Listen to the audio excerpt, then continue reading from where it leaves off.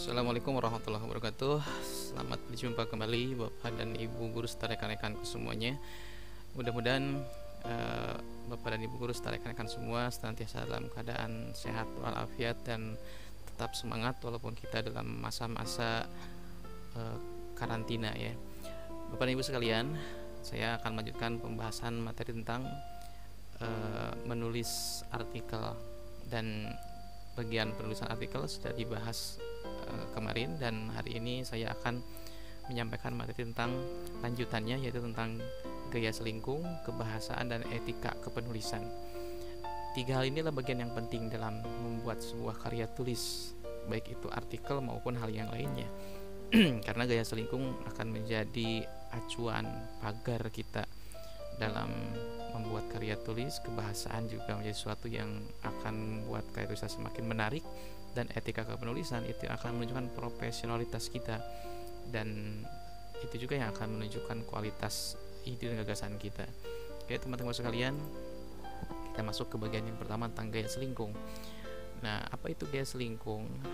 Selingkung ini berasal dari kata lingkung atau melingkung, yaitu artinya memberikan batasan di sekelilingnya. Nah, seperti sebuah kebun itu punya pagar pembatasnya, maka karya tulis yang kita buat juga itu memiliki pagar pembatasnya.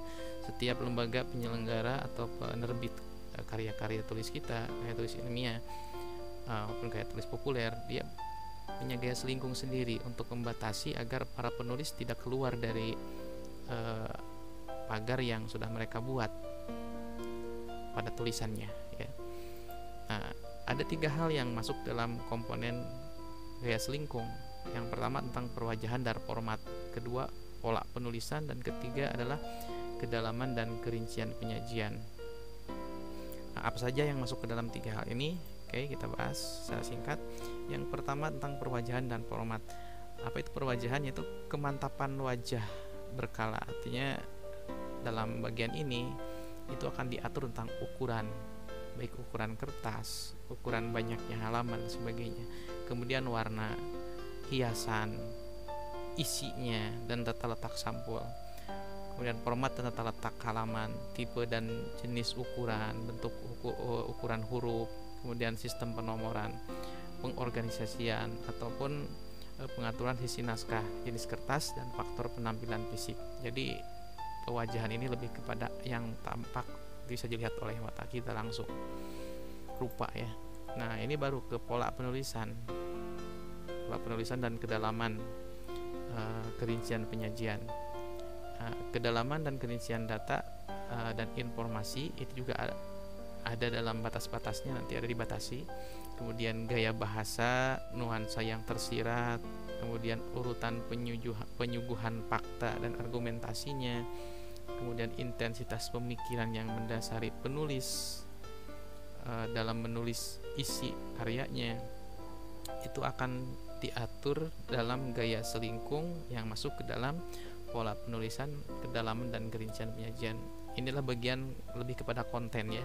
Jadi kalau tadi pewajahan itu lebih kepada fisik yang terlihat, kalau ini bagian kontennya.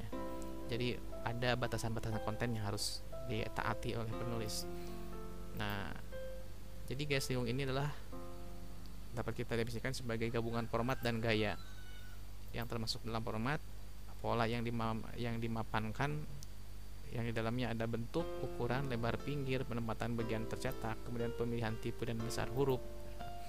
Ini juga masuk ke dalam gaya selingkung, yang semuanya ini dituangkan secara harmonis, selaras, dan berimbang, sehingga karya tulis yang kita buat dengan adanya gaya selingkung itu akan menjadi enak dipandang dan bisa dinikmati idenya, bisa dipelajari idenya, dinikmati bentuk dan isinya, serta enak untuk dilihat.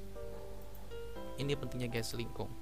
Nah, gaya selingkung ini harus dibakukan. Jadi setiap lembaga penyelenggara penerbitan karya ilmiah, mereka akan membakukan gaya selingkungnya. Kemudian gaya selingkung ini harus diikuti oleh penulis. Jadi kita kalau akan membuat sebuah karya tulis untuk dimuat di sebuah media atau untuk mengikuti sebuah perlombaan, maka yang pertama harus kita tanyakan tentang gaya selingkungnya. Bagaimana gaya selingkungnya? Karena kalau tidak sesuai dengan gaya selingkung yang diinginkan, belum apa lomba, belum apa udah dicoret. Kalau untuk diterbitkan belum apa-apa akan ditolak.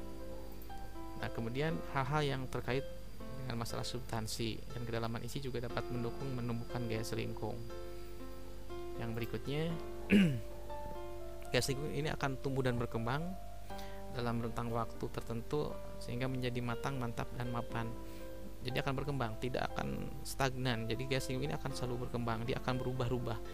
Bahkan gaya selingkung hari ini, tahun ini dengan tahun besok mungkin tidak akan sama. Gaya selingkung artikel, gaya selingkung penulisan karya tulis ilmiah di sebuah perguruan tinggi tahun ini dengan tahun besok bisa jadi sama, tapi ada kemungkinan berubah juga sangat besar, karena itu akan berkembang sesuai dengan perkembangan kaidah penulisan. Nah, ini terjadi karena ada kebijakan ketentuan mengenai tentang gaya dan format, kemudian tingkat keteknisan dan kedalaman isi, bentuk dan penampilan perwajahan. Jadi gaya selingkung itu akan dinamis, terus berubah, tidak akan stagnan. Jadi jangan heran kalau teman-teman ketika akan membuat sebuah karya tulis ilmiah di suatu lembaga dengan di lembaga yang lain tidak sama gitu. Jadi kita akan nulis di LPTK ini, kemudian kita pun akan menulis di jurnal LPTK yang satu lagi, ada perbedaan. Itu jangan heran, karena itu namanya gaya selingkung.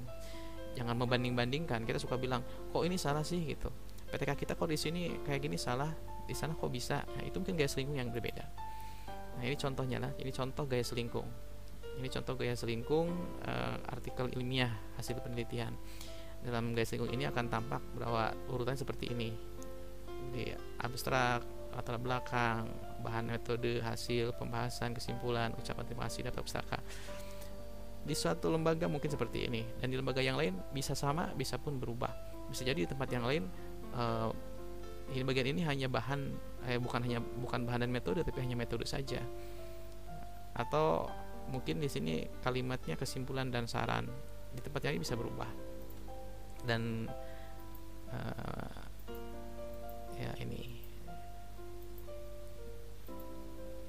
Nah, ini contoh gaya selingkung judul. Jadi nanti gaya selingkung itu ada turunnya ya. Jadi ketika sudah ada gaya selingkung tentang kerangkanya, kemudian bagian-bagian tiap kerangka itu juga ada gaya selingkungnya. Contohnya bagian judul. Ini contoh gaya selingkung bagian judul ya. Judul itu harus memberikan substansi isi artikel. Kemudian singkat padat, paling banyak 13 kata. Hindari singkatan, rumus atau jargon. Kemudian tidak mempergunakan kata kerja, ini yang dimerahkan. Kemudian juga mengandung kata kunci untuk memudahkan sistem penelusuran pada indeks subjek. Ini contoh gaya selingkung judul pada sebuah lembaga penerbitan. Nanti teman-teman bisa saja ketika di tempat yang lain akan berubah lagi. Bisa jadi di sini 13 kata untuk judul, di tempat lain bisa jadi 15 kata atau kurang. Ya, atau kurang. Di sini tidak boleh ada singkatan, rumus atau jargon. Mungkin di tempat lain ada yang membolehkan. Nah, itu contoh gaya selingkung judul ya. Nah, nanti ada gaya selingkung pendahuluan, ada gaya selingkung pembahasan. Nah, itu akan ada bagian-bagiannya. Nah, ini harus kita temukan, kita ketahui dulu sebelum kita membuat sebuah karya tulis, terutama karya tulis itu yang akan kita publikasikan di tempat penerbitan lain ataupun di media-media cetak atau media online, karena mereka punya gaya selingkung masing-masing. Karya tulis populer juga sama. Ketika kita akan menulis karya tulis populer, kita harus tanya dulu gaya selingkung mau kayak gimana sih bentuknya gitu, jumlah halamannya berapa, kemudian jenis tulisannya seperti apa, spasinya berapa, kedalaman materinya harus seperti apa. Karena biasanya kalau media-media yang berkaitan dengan komersil itu akan mengukur rating pembaca. Jadi hari ini, saat ini, apa nih hal yang disukai oleh pembaca. Jika tulisannya terlalu berat, mungkin juga tidak disukainya walaupun bagus isinya. Mudah-mudahan ini menjadi bagian hal yang bisa teman-teman pahami tentang apa gaya selingkung, dan itu bagian yang penting dalam membuat karya tulis, apalagi kalau kita akan mengikutkan karya tulis kita dalam sebuah perlombaan. Nah, teman-teman sekalian, di bagian kedua yang akan kita pelajari yaitu tentang kebahasaan. Nah, kualitas artikel yang kita tulis itu akan ditentukan oleh 3 hal, yaitu oleh isi, sistematika, dan bahasa. Sebuah karya tulis tidak akan bisa disebut baik jika hanya dilihat dari sistematika dan isinya saja. Karena bisa jadi sebuah karya tulis ada yang tampak bagus, isinya mungkin bagus, tapi jika tidak menggunakan bahasa yang bagus juga, yang baik dan benar juga, yang mudah dipahami oleh pembaca, maka ide dan gagasan yang tertuang dari tulisan tersebut itu tidak akan mudah dicerna oleh para penulis. Jadi dalam sebuah karya tulis, peran bahasa ini sangat penting, karena bahasa ini adalah media untuk pengungkapan ide dan gagasan yang jika tepat itu akan mudah ditangkap oleh pembaca.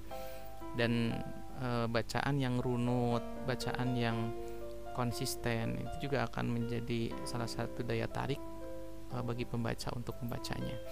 Kemudian prinsip bahasa ilmiah, jadi prinsip-prinsip dalam menulis karya tulis ilmiah dalam sisi kebahasaannya itu merupakan perpaduan ragam bahasa tulis dan ragam bahasa ilmiah. Nah, prinsip bahasa tulis ilmiah diantaranya kosakata yang kita gunakan dipilih secara cermat, kemudian pembentukan kata yang dilakukan secara sempurna, kalimat yang dibentuk dengan struktur yang lengkap, paragraf yang dikembangkan juga harus secara lengkap dan terpadu atau kohesif dan koheren. Kemudian hubungan antar gagasan itu harus jelas, runut dan sistematis. Sebuah karya tulis yang ketika dibaca itu ada sebuah kerunutan, jelas, sistematis antara hubungan antara gagasannya, itu akan sangat nyaman untuk dibaca dan mudah sekali untuk dipahami oleh penulisnya. Kemudian dalam menulis menggunakan bahasa titik pandang orang ketiga dan ragam bahasa pasif. Jadi dalam karya tulis ilmiah ini kita memerankan diri sebagai posisi orang ketiga, bukan sudut pandang orang pertama, bukan sudut pandang orang kedua.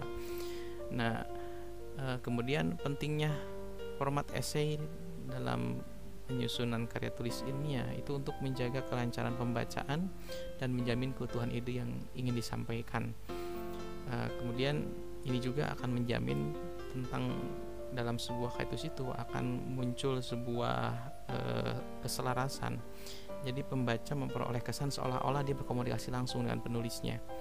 Kemudian pembaca aktif berdialog dengan penulis. Jadi walaupun terjadi satu arah ketika sebuah tulisan dibaca oleh pembacanya, tapi terkesan itu ada sebuah interaktif, ada sebuah dialog yang secara tidak langsung terasa oleh para pembaca. Nah, dalam hal tertentu format numeratif dapat digunakan bila benar-benar fungsi dalam menyatakan urutan atau tahapan. Kemudian ciri ragam bahasa tulisan. Nah, dalam ciri ragam bahasa tulisan itu pertama harus logis, kemudian lugas, jelas, bertolak dari gagasan, formal, objektif, ringkas dan padat serta konsisten. Jadi bahasa yang kita gunakan dalam menulis karya tulis ilmiah itu harus logis, kemudian dia lugas. Jadi ketika kita menjelaskan suatu ide gagasan dalam karya tulis kita itu lugas, tepat, tidak bertele-tele. Kemudian jelas, kata-katanya jelas, tidak berpuitis, tidak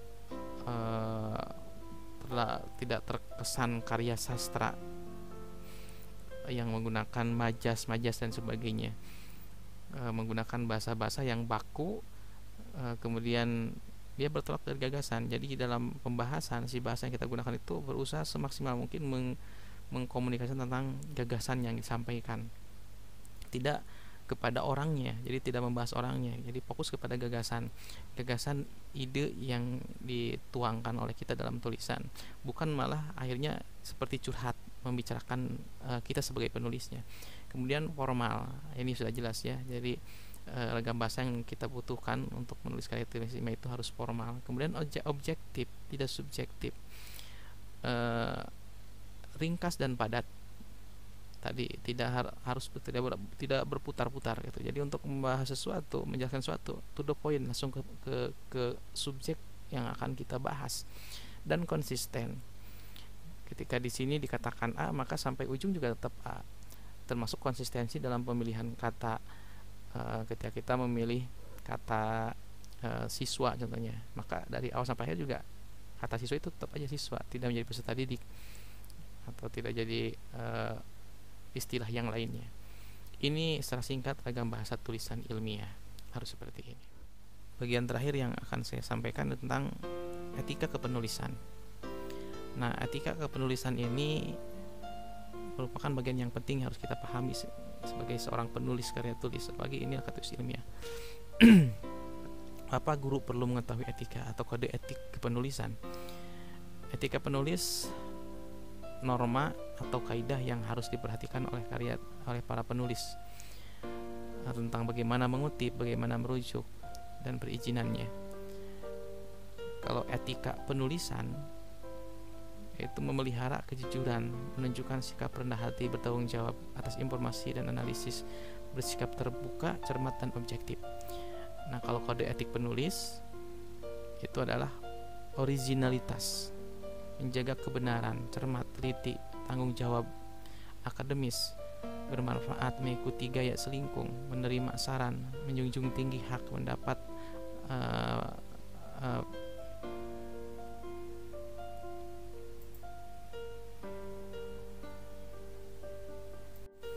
setelah kita membahas tentang aspek kebahasaan tadi, di bagian ketiga kita akan membahas tentang etika kepenulisan.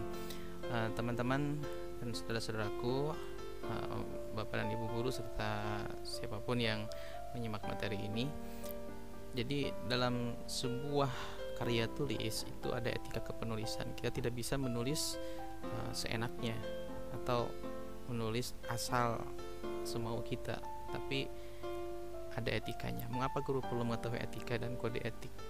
Nah, secara definisi, etika penulis itu adalah norma atau kaidah yang harus diperhatikan oleh penulis, baik cara mengutip, merujuk, atau perizinan. Kemudian etika penulisan itu memelihara kejujuran, menunjukkan sikap rendah hati, bertanggung jawab atas informasi dan analisis, kemudian bersikap terbuka, cermat, dan objektif. Nah, kode etik penulis itu adalah originalitas. Bagaimana seorang penulis menjaga originalitasnya, menjaga kebenaran, bagaimana penulis cermat, teliti, tanggung jawab secara akademis, kemudian sisi kemanfaatan, kemudian ketaatan, mengikuti gaya selingkung, menerima saran, menjunjung tinggi hak, kemudian pendapat atau temuan orang lain, dan tidak melakukan pelanggaran secara ilmiah. Nah, yang terkait dalam kode etik penulis itu yang pertama tadi, karyanya originalitas. Jadi bagian dari kode etik itu adalah bagaimana seorang penulis menjaga keorisinalan karyanya. Kemudian bagaimana seorang penulis itu dalam tulisannya menjaga kebenaran dan manfaat dari tulisannya tidak menyesatkan, supaya tidak menyesatkan. Kemudian menulis secara cermat, teliti, dan tepat. Kemudian bagaimana menulis secara bertanggung jawab dan itu dapat dipertanggungjawabkan secara akademis. Kemudian bagaimana agar tulisannya itu memberikan manfaat, tidak hanya sekedar curhatan, tapi ada manfaat yang akan didapatkan oleh orang yang membacanya. Kemudian tulisannya itu harus mengikuti gaya selingkung yang sudah ditetapkan. Kemudian juga seorang penulis, setelah dia menulis, dia harus mau menerima saran-saran dan kritikan untuk meningkatkan kualitas tulisannya, atau memperbaiki ide dan gagasannya, atau menguji dan gagasannya. Kemudian menjunjung tinggi hak pendapat atau temuan orang lain. Dan yang terakhir itu tidak melakukan pelanggaran secara ilmiah. Jadi seorang penulis, apalagi kayak tulis ilmiah, itu tidak boleh membuat pelanggaran ilmiah. Nah, apa saja yang termasuk dalam jenis plagiarism? Karena dalam kepenulisan itu kejahatan terbesar adalah plagiat ya, plagiarism. Inilah kejahatan intelektual dalam sebuah karya tulis. Nah, apa yang masuk dalam plagiarism kita harus paham agar kita tidak melakukannya, yaitu pertama, menyajikan tulisan sama pada kesempatan berbeda. Nah, kita menyajikan tulisan yang sama pada waktu yang berbeda, itu adalah plagiarism. Kemudian mengakui temuan orang lain. Orang lain menemukan sesuatu, orang lain menemukan cara membuat bakwan, cara membuat kue yang baru. Temuan orang lain itu kemudian diaku oleh kita. Nah, ini yang juga harus diperhatikan oleh teman-teman, tidak hanya dalam dunia tulis menulis ilmiah, tapi juga dalam dunia tulis menulis di mana saja, contohnya di media sosial. Banyak orang yang dia mengcopy paste tulisan orang dan seolah-olah tulisan itu adalah tulisan karya dia. Nah, itu plagiarisme dan itu bisa dituntut secara hukum. Dulu kita pernah mengenal beberapa orang yang Facebooknya menjadi terkenal, itu tulisan-tulisan di Facebooknya, dan ternyata setelah lama ketahuan bahwa itu tulisan-tulisan orang lain. Kemudian mengakui karya kelompok. Nah, karya kelompok, kita membuat sebuah karya tulis secara bersama-sama, tidak sendirian, tapi setelah jadi kemudian karya itu diaku oleh kita, jadi seolah-olah hanya kita yang membuatnya. Nah, kemudian meringkas dan memparafrase tanpa menyebutkan sumber.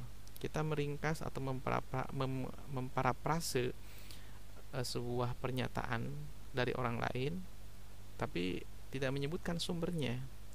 Kita meringkas itu dari mana, memparafrase itu dari ide gagasan siapa, termasuk plagiarisme.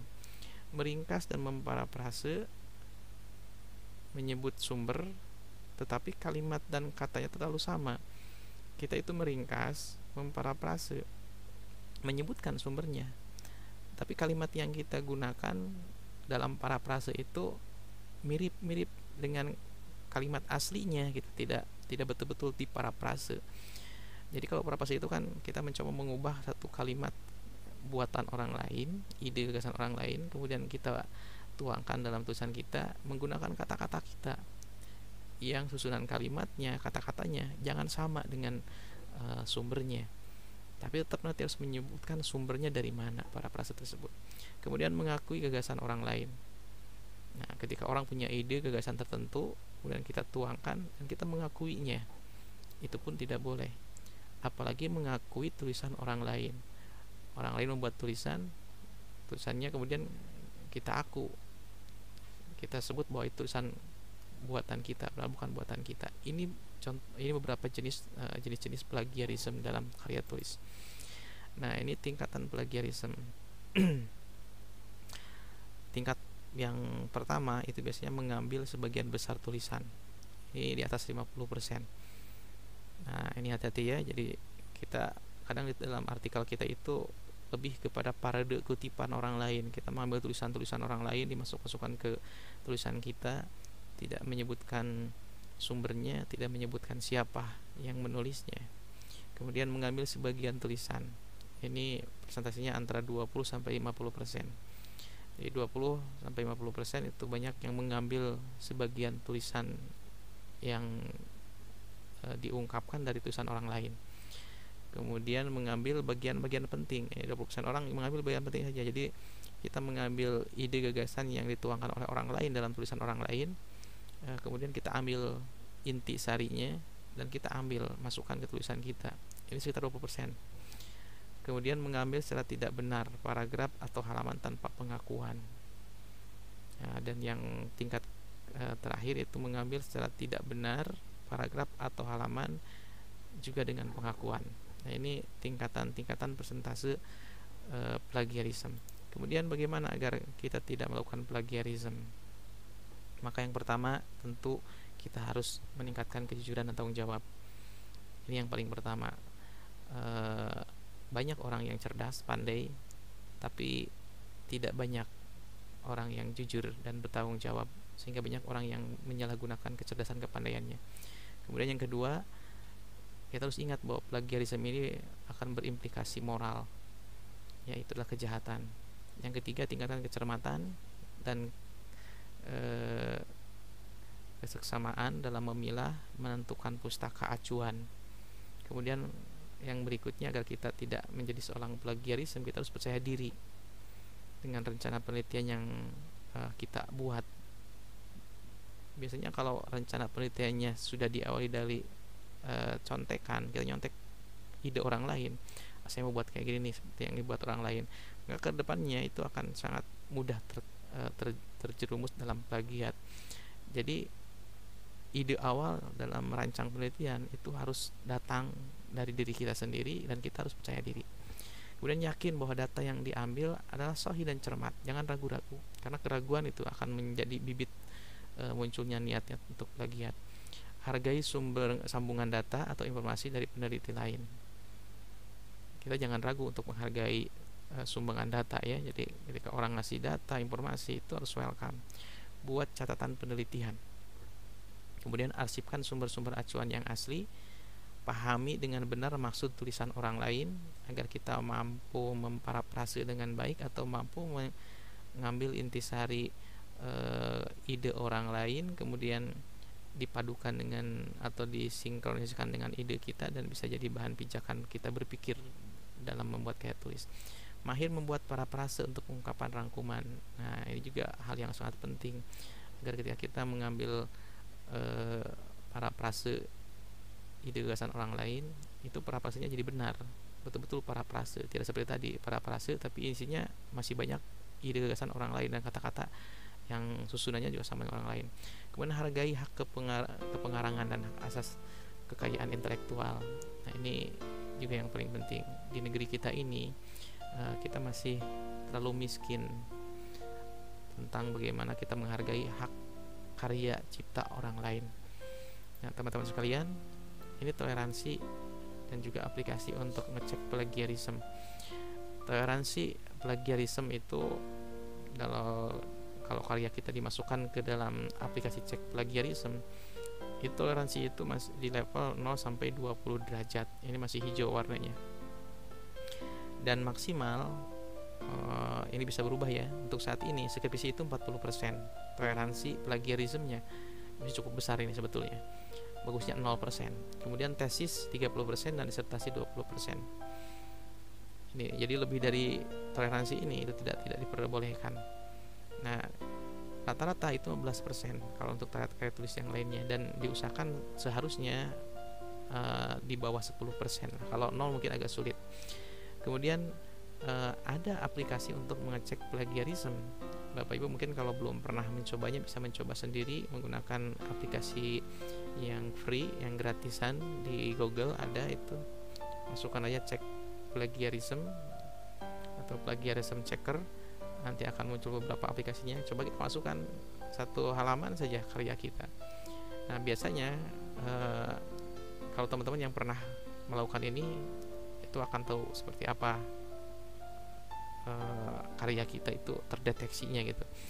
Kadang kita merasa tidak ada plagiarisme, tapi ketika sudah dimasukkan ternyata banyak yang merahnya, dan di aplikasi ini itu akan ketahuan kata yang mana, kalimat yang mana yang itu mengandung unsur plagiarisme, kemudian dari mana kita plagiarismenya, dari kalau situs-situs apa, kalau karya artikel-artikel siapa, orang mana, di mana, itu akan muncul kalau menggunakan cek plagiarisme. Jadi hati-hati, jangan merasa aman dan nyaman ketika Anda melakukan plagiarisme apalagi dari internet.